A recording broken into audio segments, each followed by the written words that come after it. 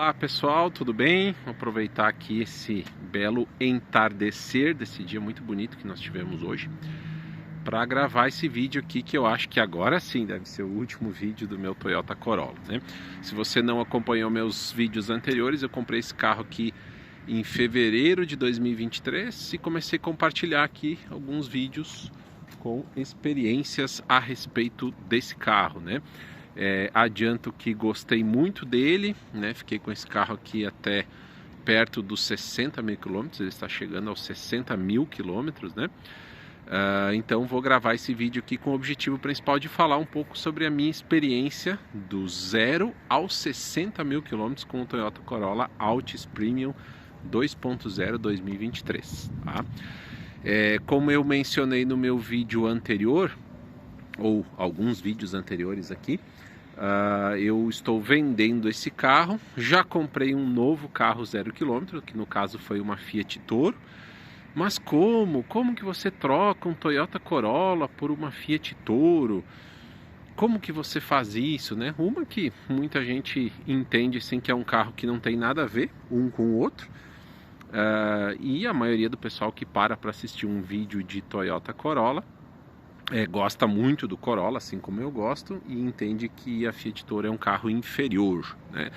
Então, como eu mencionei no vídeo anterior, meu motivo principal, minha razão principal de ter comprado a Fiat Toro é por causa do preço, né? Eu estava querendo comprar um carro de valor menor para usar no dia a dia. Costumo trocar o carro, costumo rodar bastante, costumo trocar o carro com frequência, né? A cada 50, 60 mil quilômetros aí eu gosto de estar trocando de carro, de estar renovando, né? E nessa rodada aqui, digamos assim, eu estava querendo comprar um carro mais barato e comprei a Fiat Toro principalmente por causa do preço. Eu consegui uma condição muito especial, um custo-benefício assim imbatível na compra da Fiat Toro por CNPJ, né? E eu vou gravar, assim que o carro chegar, que ele está para chegar agora nos próximos dias, eu vou gravar um vídeo falando a respeito das primeiras impressões e também dos motivos, né? São razões objetivas e também algumas razões subjetivas de por que eu troquei aqui o meu Toyota Corolla por uma Fiat Toro Freedom 2025. Bom, voltando aqui ao objetivo principal desse vídeo, que é falar a respeito das minhas experiências com esse carro até então, até os 60 mil quilômetros, né, do 0 aos 60 mil quilômetros. Eu vou resgatar aqui algumas coisas, alguns probleminhas, alguns pequenos percalços que eu tive com esse carro desde 0 quilômetro. Adiantando para vocês que eu fiquei muito satisfeito com o carro, gostei muito da experiência. É um carro que tem um ótimo desempenho, né? Não é um desempenho esportivo, mas tem um ótimo desempenho. É bastante econômico pelo porte do carro, como eu relatei aqui algumas vezes a questão de consumo. Consumo na estrada, em percurso ideal, sem velocidade muito alta, né? Ele faz entre 16 e 17 km por litro, né? Em autoestrada, assim, com velocidade maior, fica na casa dos 15 km por litro, sempre usando gasolina comum, tá, pessoal? Então, ótima a minha experiência aqui de consumo. Tenho certeza que eu não vou ter a mesma experiência tão boa com a Fiat Toro. Sei que é um carro que gasta mais, né? Fiz esse cálculo, alguém até comentou em um vídeo anterior assim: puxa, mas se você anda tanto, roda tanto com o carro, como que vai comprar uma Fiat Toro, que é um carro gastão? Vamos ver, vou compartilhar com vocês a experiência, se realmente a Fiat Toro é tão gastona assim, né? Mas de qualquer forma eu sei que mesmo que tenha essa diferença aí, que eu imagino ser em torno de 20%, 25% na média de consumo, mesmo assim isso ao longo de um ano não vai dar uma diferença assim que vá impactar tanto, né? Continua sendo, eu continuei considerando um ótimo benefício o desconto, o preço que eu consegui na Fiat Toro. Tá bom, pessoal? A respeito do Corolla, então, aqui, né? Fiquei super satisfeito, gostei do carro, mas tive alguns problemas, sim, né? A minha expectativa quando eu comprei o Corolla 0 km, pela fama até do carro, né? E por estar comprando um carro 0 km, é de que eu não teria nenhum problema, nenhuma dor de cabeça, mas eu tive algumas coisinhas sim, tá? A primeira coisa que eu observei nesse carro aqui foi a questão do ruído do teto solar. E fiquei sabendo na concessionária que esse é um problema recorrente de todos os Corollas, principalmente dessa leva aqui 2022, 2023 com teto solar, tá? Até 2023 o Corolla ele oferecia teto solar somente na versão Altis Premium, que é essa aqui, e também na Altis Hybrid, com certeza. Mas agora no 2024 tem essa opção também na versão GRS, tá?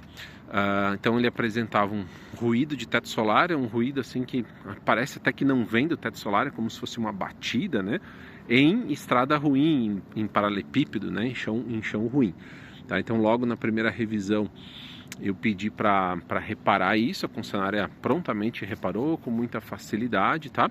E isso veio muito bem, então desde a primeira revisão dos 10 mil quilômetros até, pessoal, aproximadamente passando um pouquinho dos 50 mil quilômetros, até uns 7, 8 mil quilômetros atrás, mais ou menos, quando esse ruído voltou, tá? Então tem que dizer aqui que ele voltou, essa batidinha, esse barulho não é um barulho muito alto, não é nada absurdo, mas tem um ruído de teto solar. Então com certeza aqui na próxima revisão dos 60 mil quilômetros, se eu fizer ou se o novo proprietário fizer, vai ter que reparar isso, né? Já percebi que não é uma coisa difícil, é uma coisa que a concessionária, pelo menos na minha cidade aqui, ela tem bastante facilidade, bastante agilidade em reparar essa batidinha, esse ruído do teto solar, tá? Um problema que eu tive com esse carro, que é o único problema que eu considero sério, né, que eu tive com ele, foi a falha do sensor de ABS, né? Então, inclusive eu estava numa viagem longe de casa e o carro, por causa dessa falha dos sensores de ABS, do freio ABS, ele entrou em modo de segurança.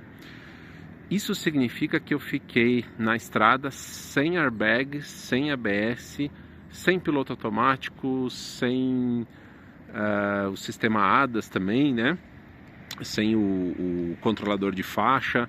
Então foi bem chato, assim. Pelo menos o carro continuou andando, não fiquei na mão, mas acabei fazendo uma viagem longa, insegura por causa desse problema, que eu considero grave.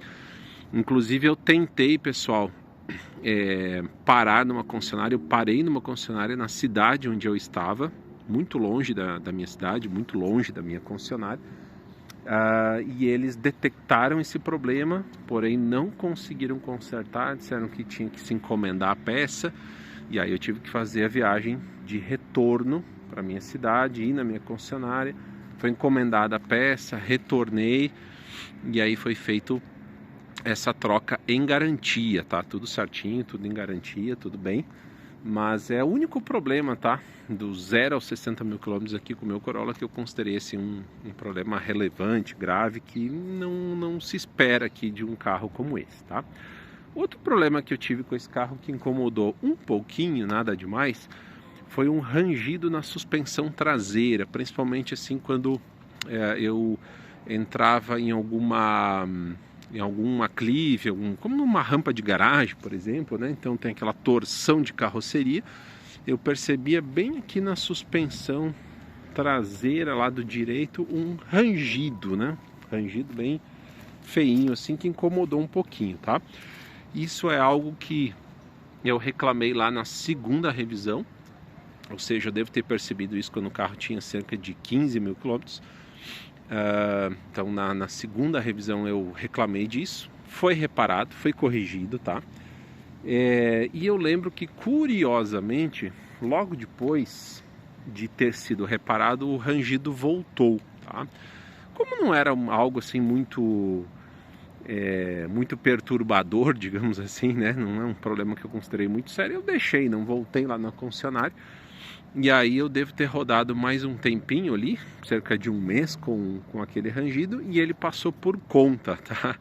Então fica aqui o registro, e não voltou mais. O carro está aqui com quase 60 mil quilômetros, e esse rangido nunca mais apareceu. Então ele deve ter aparecido aqui na vida desse carro aproximadamente entre os 15 até até os 25 mil quilômetros, né? Foi reparado com 20 mil quilômetros, voltou e lá em torno dos, sei lá, 24, 25 mil quilômetros aproximadamente, sumiu esse rangido para nunca mais aparecer até então, até os 60 mil quilômetros, tá? Outra questão que eu queria comentar a respeito desse carro é uma certa hesitação no funcionamento do Android Auto, né? A central multimídia com Android Auto eu considero hoje uma coisa importantíssima, né? Seja sem fio, seja com fio, esse carro aqui tem as duas opções, mas eu acho uma coisa importantíssima no uso de um carro hoje em dia, principalmente para um carro que não seja assim um carro para dar voltinha, um carro de coleção, mas um carro de uso, de viagem, né? Então é muito importante, né, que o Android Auto esteja funcionando bem. Em alguns momentos ele hesita, tá? E às vezes eu fico na dúvida se é alguma coisa no meu celular, que é um bom celular, um celular moderno, né? Ou se é alguma coisa da central multimídia. Mas tem alguma hesitação da central multimídia, por quê? Porque de vez em quando eu desligo o carro e aí quando eu religo volta a funcionar automaticamente. Então eu desconfio que não seja do aplicativo, não seja do celular, tá? Mas geralmente funciona, tá? Geralmente funciona bem.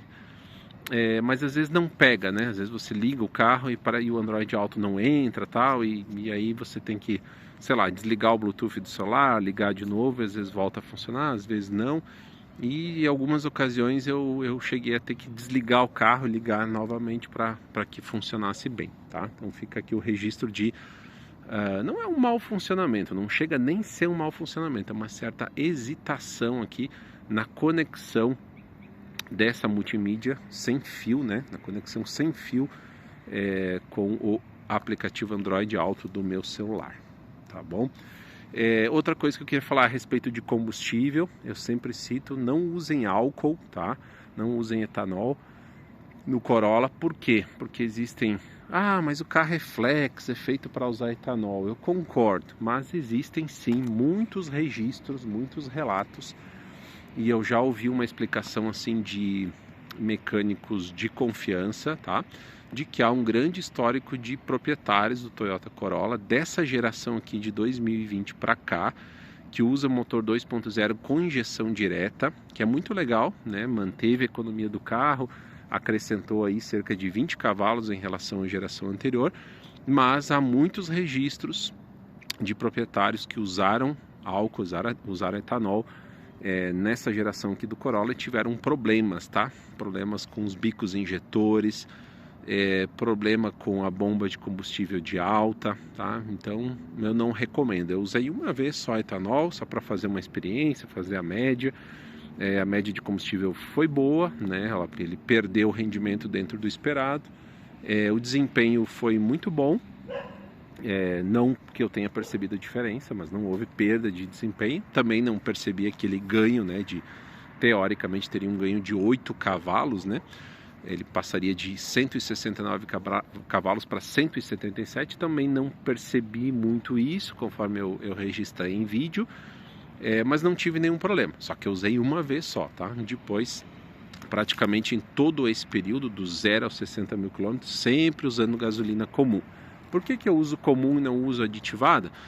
Porque eu acho que nos últimos anos a qualidade da gasolina comum no Brasil melhorou bastante, porém a gasolina aditivada ela é um tanto duvidosa, porque é algum aditivo que a distribuidora acrescenta que fica a critério dela, enquanto que a gasolina comum, a gasolina base, ela é sempre igual, tá? Então, confio mais em usar gasolina comum e realmente rodei aqui 60 mil quilômetros com o carro sem nenhum problema de bico, de bomba, de perda de potência, de hesitação, de oscilação de marcha lenta, de falha de motor, nada disso, tá? O carro funcionando sempre de forma constante e muito bem, tá bom, pessoal? Fiz todas as revisões, sim, recomendo, acho que vale muito a pena fazer todas as revisões aqui do Corolla. Uma porque revisa o carro, né? Concessionário dá uma olhada, cuida do carro, não é um valor exorbitante e mantém o preço de revenda. Então, por exemplo, agora, apesar desse carro estar chegando aos 60 mil quilômetros, eu vou estar vendendo ele para um feliz novo proprietário, um carro aqui com todas as revisões feitas e, portanto, com a garantia mantida até fevereiro de 2028, porque o Toyota Corolla tem 5 anos de garantia. Muito legal, né? Então tá aqui, pessoal, tá feito o registro, né? Gostei muito do carro. É um carro que foi aprovado aqui com louvor na minha modesta avaliação. Gostei muito, né? E quem sabe, né, no futuro volte a ter um Toyota Corolla. É um carro que vai deixar assim boas lembranças aqui para mim, tá? Tá feito o registro. Obrigado pela atenção de todos. E na sequência eu vou registrar as minhas experiências com a minha nova aquisição, né, que é a Fiat Toro, que está chegando aí. Será que ela é tão gastona assim? Será que esse motor T270 está baixando óleo ainda ou não? Será que é muito ruim de usar aquela caçamba que infiltra água, que infiltra poeira, em vez de usar um porta-malas? Será que o carro realmente é apertado no banco traseiro, como dizem? Não me pareceu, estive olhando, não me pareceu tanto assim, né? Dizem que tem pouco espaço na traseira, a picape é muito apertada, mas vocês já deram uma olhada na Fiat Toro? Já analisaram o espaço interno da Fiat Toro? Vamos dar uma olhada, vamos registrar aqui as minhas primeiras impressões e depois, ao longo da utilização, subindo a quilometragem, eu vou registrar aqui para vocês os problemas, as boas e más impressões que eu tive com essa nova aquisição. Tá bom, pessoal? Obrigado pela atenção, um abraço a todos.